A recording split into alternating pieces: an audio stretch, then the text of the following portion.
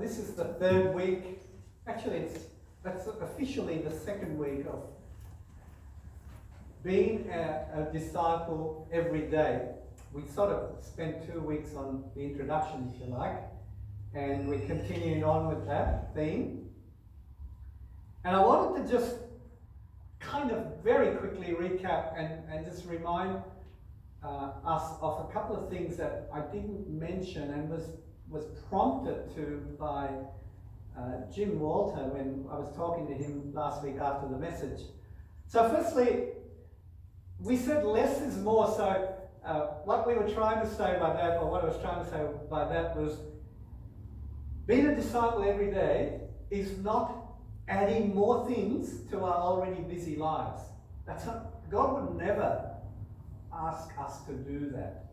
Sometimes our lives are busy because we need to rearrange our priorities, and that might be something that we do. I think, in a sense, we all need to do that sometimes in our lives. Make sure that our priorities are in order and we're doing the things that are important. But being a disciple every day is not to stop, it's not to do all the things you normally do and then go and be a disciple every day. It's saying this comes out, it flows out of our lives. And the thing that I wanted to point out from the passage, and if we look at that passage we've been looking at the end of Matthew chapter 28, I suppose it's a key passage that we're looking at. First slide, thanks Dave. So, there's something missing in the slide. That doesn't matter because the start of it says, be my disciples, Jesus says, go to all the world and make disciples of all nations. And you'll notice that there's about 3 or 4 verbs there. Go, make disciples, baptize them, teach them. The most important, in the way it's constructed, that whole sentence and the words in the Greek make it so that the make disciples is the most important thing. Sometimes it's been thought that the go is the most important thing, and perhaps it's been skewed because I think immediately people think, oh, that means I have to go way over somewhere else. You know, oh, I can't do that. But the point is, make disciples. And you could always say, and as you go, make disciples. So in your everyday life, as you're doing the things that I call you to do, God says, make disciples. Now, don't let me let you think that go is not important, because you know, sometimes it takes a bit of effort, even while we're in church, to leave our seat and go to someone who is a newcomer or a stranger or you don't know very well and say, hello, I don't know you very well, and talk to them. So the go is important, but the make disciples is the big part of that verse, those verses. The other thing that I said last week, and I discussed with Margaret, and I just want to make it clear, you know, I said, you know, sometimes we think that this verse is for special people, and I kept saying, like missionaries, you know, like missionaries who go to other countries or work with a particular culture group. That needs to be extended to thinking special people are like pastors or evangelists, you know, who have a special ability to talk, like a Billy Graham, because we know there's other people like that, who can talk and give a gospel message, and all we need to do is get our friends to hear that person, to hear that gospel message, and then they'll become disciples of Jesus. That's what I mean by special people too. So this verse is not just for those people, because they're not special, they're not any more special than we are. We're all asked together as disciples of Jesus to go and make disciples. But today we're talking about the identity of a disciple. And it's really important, as I hope we'll see as we go on. Most people in the world, whether they are followers of Jesus or not, ask three questions of themselves. Who am I? Where do I belong? And how can I make a difference? Or if you like, what is my purpose in life? Who am I? Where do I belong? How can I make a difference? Why is that important for a follower of Jesus? Because if we don't know who we are, then everything we do in God's name will be tainted with a sense of obligation. Oh, I have to do this. It's a bit like, that's how religion works. This is something I have to do. For instance, I really should get that person around for a meal. Notice should. I ought to make contact with my not yet Christian friend. I probably should put my name on the roster. Yes, but I guess I ought to volunteer somewhere. I feel a bit guilty not gathering with others to pray. That's what happens when the things we do don't flow out of who we are. It's like following a law. We have to do what someone tells us. We have to do what we're supposed to do. But being, that is who we are, comes before doing. Everyday followers of Jesus have been given an identity that empowers them to do what's important and significant. Jesus said, baptize them in the name of the Father and the Son and the Holy Spirit. Our name is one part of our identity. A baby's born. We've got a little 8-week-old baby over there. So when a baby's born, we ask, so what's her name? Names are important. Ethan, names are important. Ethan is Jack Sparrow today, aren't you? Ethan Jack Sparrow. Names are important. Names talk about our identity. When I got my first job in accounting, I believe that what would partly influence the fact that I got the job was because the firm that I worked for was the same firm that my father worked for a few years before. And they liked my dad, and I think that was partly why they employed me. It's who you know.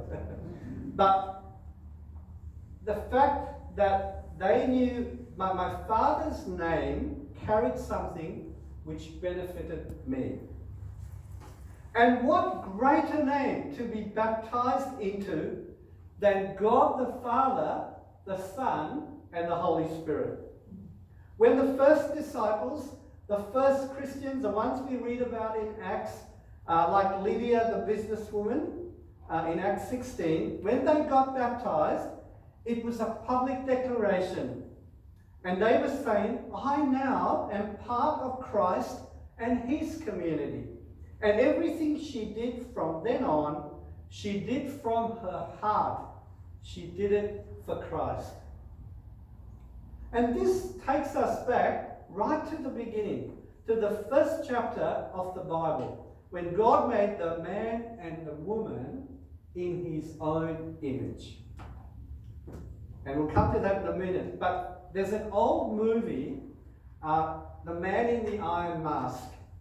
And it's about the brother of King Louis XIV, who was supposedly imprisoned to stop him having claims to the throne. That man was a king, but he didn't know that that was his identity. Followers of Jesus need to know who we are. And we are created in God's image, in God's likeness. Let's have a look at the next slide, please, David. That was the one I was looking for. Next one, please. Thank you. Then God said, this is back from Genesis chapter 1, let us make human beings in our image to be like us. They will reign over the fish in the sea, the birds in the sky, the livestock, all the wild animals on the earth, and the small animals that scurry along the ground. I like that scurry along the ground. Mm-hmm. So God created human beings in his own image. In the image of God, he created them, male and female, he created them. The only thing in this whole world that resembles God is you and I, man and woman. In the psalm that I referred to in the morning, if you go to the next slide, please, Ed. This is what it says in that psalm. The psalmist got it. What are mere mortals that you should think about them? Human beings that you should care for them. Yet you make them only a little lower than God and crown them with glory and honor. You crown people who are kings and queens. And that's what God does for us, to us. That is our identity.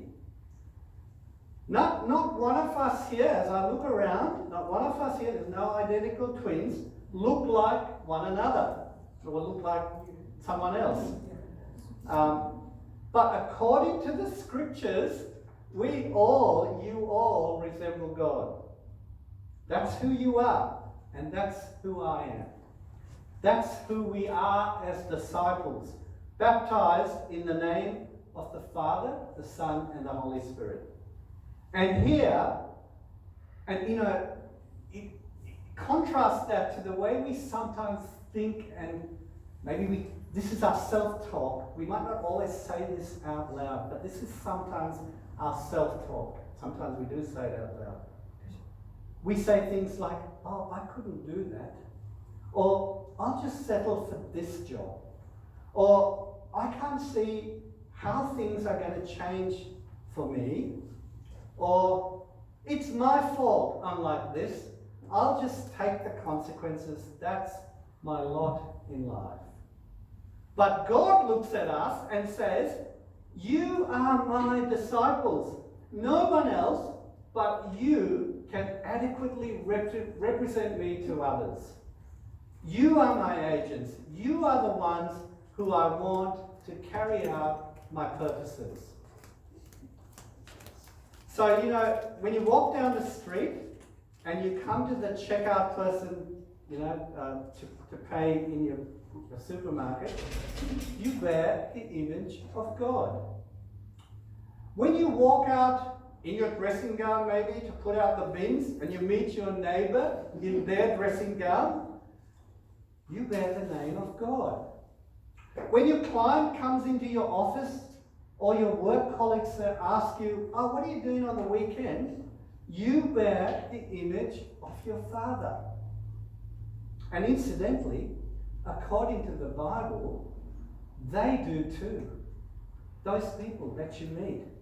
All people are made in God's image. That's what we read in Genesis chapter 1. All people. It's just that we have come under the transforming gospel of Jesus. The gospel of God's grace that we sang about just before this message. And they haven't as yet. Not yet disciples, not yet Christians. And Jesus says, help them become my follower.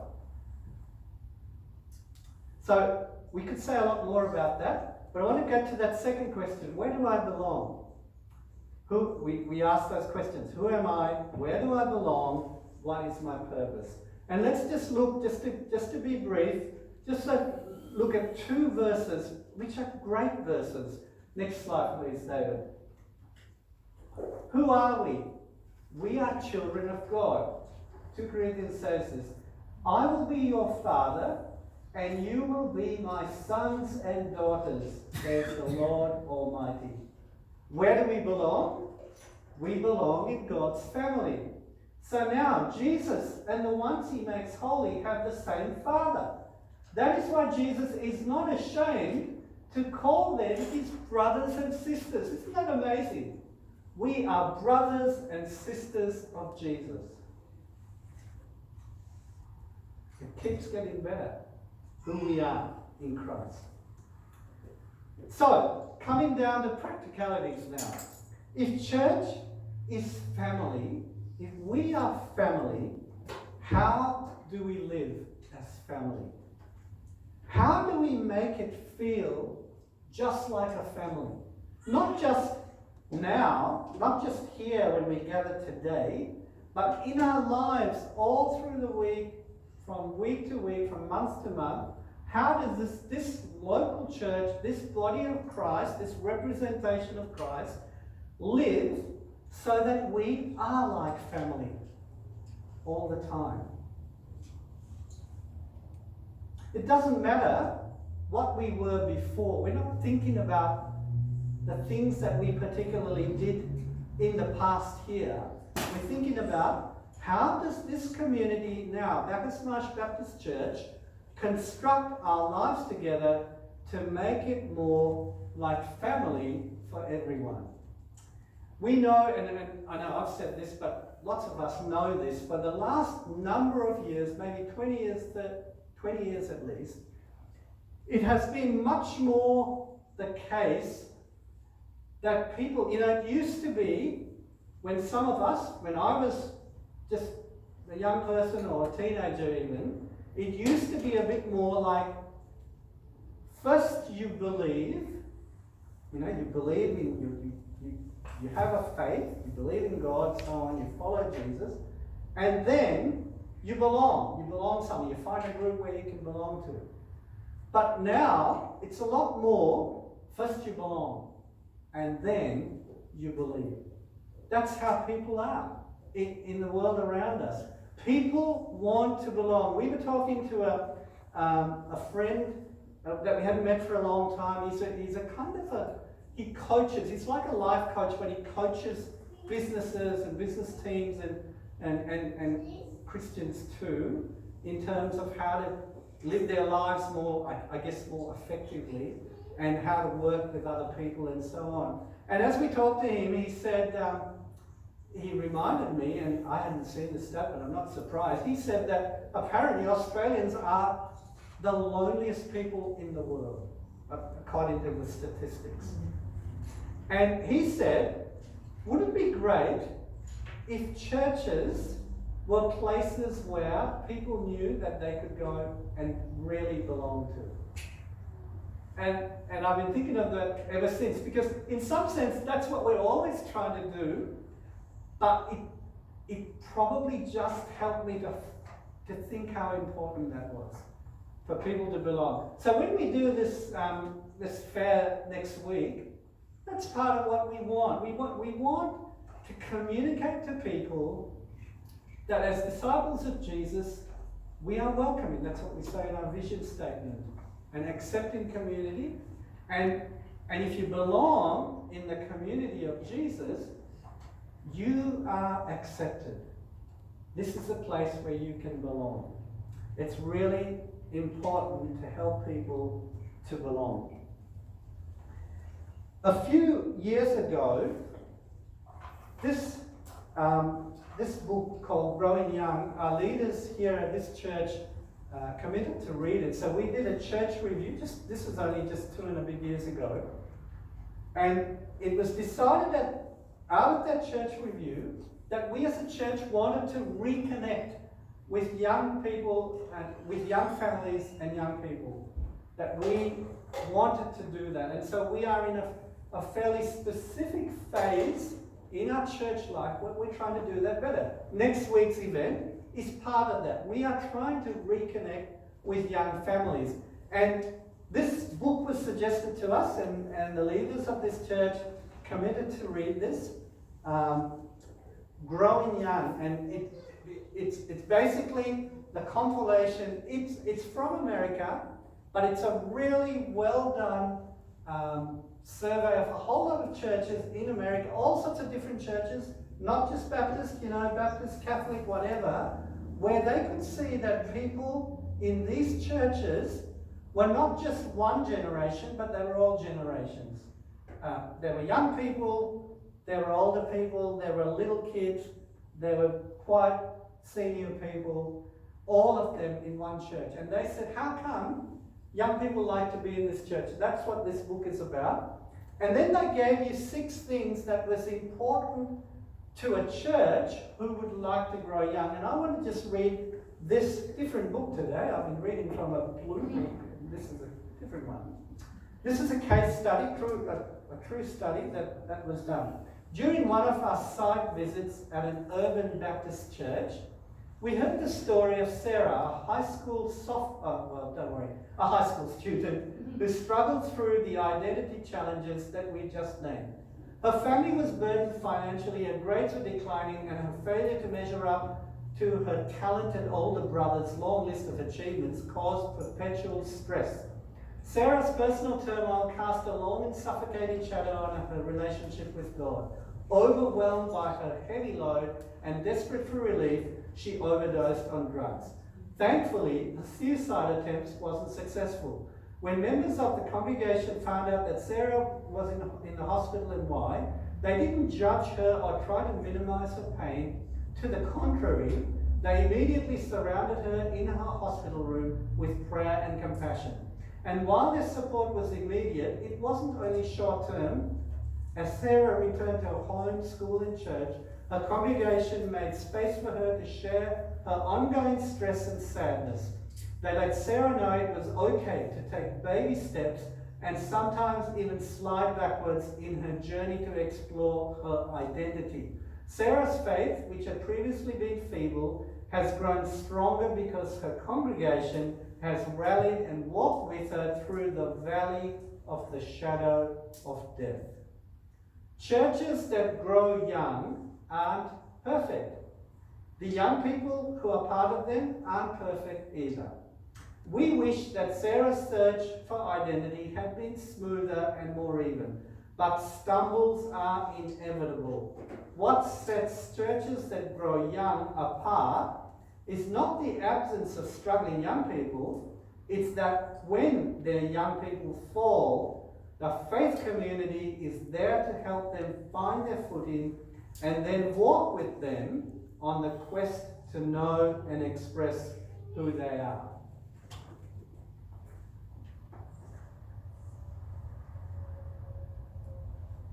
So, one of the points that, we all struggle with identity at different times of our lives. So I'm not saying that, and the book's not saying that only young people struggle with identity.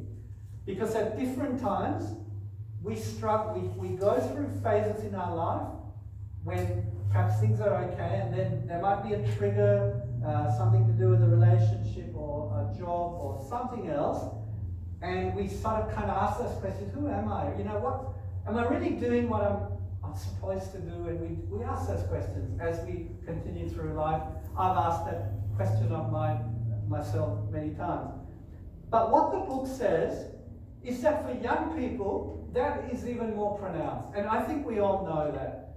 For young people, it's a constant thing that creates sometimes a lot of turmoil. And that's why we have to be extremely alert to this aspect of belonging and acceptance with people and with young people if we want to be a church that grows young.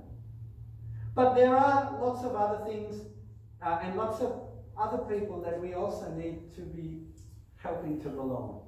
So next Saturday, we've already said quite a lot of that. Come and be part of that. Come and see if you can, as you walk around there, meet one person who's completely new to you and just welcome them. Just say hello to them. Tell them your name. Hopefully they'll tell you your name. Have a little conversation with them. We've been trying to introduce and encourage life groups here. Life groups are great because they're just small groups of people, which is quite a lot more flexible. When you organise a big gathering, it always gets more complicated. When you organise a little group, it's not as complicated. It's much more flexible. There's a capacity to be much more intimate, to get to know each other. I put Barry and Andy and Steve on the spot. So this little group has been meeting since December. And one of the things that they did was just told their stories to each other. Now, I wasn't there at the time, but I asked them about it, and I think it was really good. But let me ask very quickly now, Barry, Andy, and Stephen, did you find out some things about each other by telling your stories and listening? Yes. Yep. Did someone care to say one thing they found out about someone else? I found that Stephen was a good fisherman. There you go. Thank you. Hey, we're talking about disciples and fishermen. There's something in that, Steve. That's why he's going to Altona. but you know, it's been a great little group, and it's amazing what comes out when you kind of spend a bit of time together in a smaller group. The leaders of this group have decided, and we started last Sunday, to get together a couple of times and tell each other our stories. And 2 people did that last week, and we've got a few more to go this week and in weeks to come. So that we just get to know each other in a more intimate way. Small groups are really good for that. And so we continue, and we will this afternoon at 4 o'clock. We've started a group. We've just got a few people gathered in the afternoon to talk about some of the same themes that are here, but in a smaller group where we can be just a little bit more free to explore things and talk and share and so on. So anyone is still welcome to come at 4 o'clock today, but please let us know if you are coming beforehand. So, summary. We, disciples of Jesus, are God's image bearers. We bear the image of God. We, disciples of Jesus, are God's children, part of his big family. We, disciples of Jesus, are brothers and sisters of Jesus. The last of those 3 questions is, how can I make a difference? Or what is my purpose? That purpose, or that impact, if you like, has to do with being a disciple, an everyday disciple. So you see, it's not, oh, do I want to be a disciple or do I want to be something else? No. Disciples are Christians, Christians are believers, believers are disciples. It's all the same. It's not, do I want to be a disciple? This is a disciple. This is what being a disciple is about. And if that is so important to God, if that is God's way, then how will we make changes to the way we live as individuals, as families, and also as a church to give that a priority? And that's what we need to do to be part of his cause, which is the name of the last song that we're going to sing, For the Cause.